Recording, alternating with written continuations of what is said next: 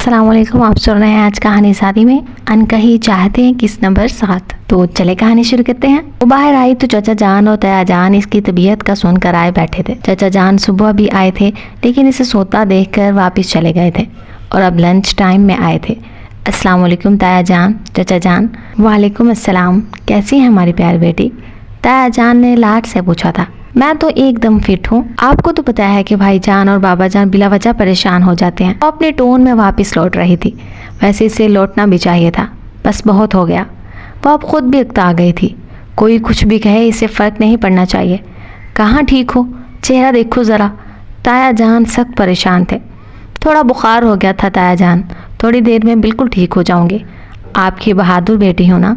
वो खुलकर मुस्कुराई थी। वो तो मैं जानता हूँ, मेरी बेटी बहुत बहादुर है। चलो मेरा बेटा, तुम और उमर खाना खा लो, हम तीनों भाई खा चुके हैं, ताया जान ने प्यार से कहा था। हसन साहब हसनैन साहब से बातों में लग गए तो वो चाचा जान के पास बैठ गई जो थोड़ी दूर सोफे पर खामोशी से बैठे अपनी गुड़िया को देख रहे थे। इसने अपना सर चाचा जान की गोद में रख दिया। आपकी बेटी बहुत बहादुर है चाचा जान, जैसे ढके छुपे अल्फाज में तसल्ली दी हो। हसनैन साहब शर्मिंदगी से बैठे थे। वो इनकी बेटी थी और बेटी की तसल्ली से इन्हें तसल्ली मिली थी।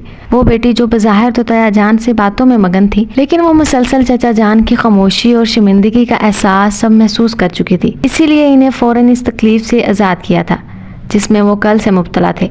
एक बेटी ही तो होती है जो अपने माँ बाप की हर तकलीफ को दूर करने के लिए कुछ भी कर सकती है। मोना उठकर किचन में आई तो इसका पारा फुल हाई था। समझते क्या है खुद को? इनसे ज्यादा गैर तहजीब याफ्ता इंसान आज तक नहीं देखा। चाचा जान को मेरी हालत के बारे में बताने की जरूरत क्या थी आखिर? इसी से इन्हें अंदाजा हो गया होगा कि मैंने सब कुछ सुन लिया है। कितना मुश्किल कर दिया है मेरा और चाचा जान का सामना करना।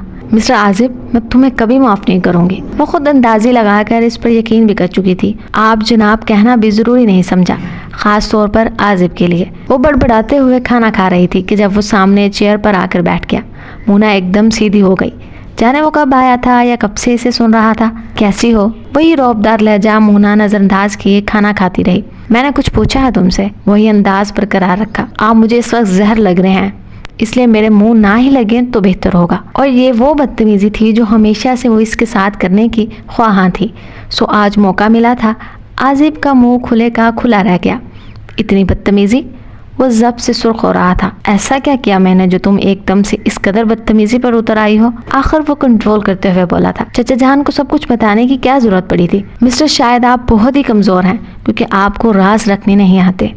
वो अपनी सुनाकर बाहर की तरफ बढ़ रही थी। और वो जो आप मोहतरमा अपना जूता कमरे में भूल कर नंगे पाँव चलने का शुगल फरमा रही थी, इसके बारे में क्या ख्याल है? आज जब गुस्से और तन से बोला तो मुना के पाँव जंजीर हो गए।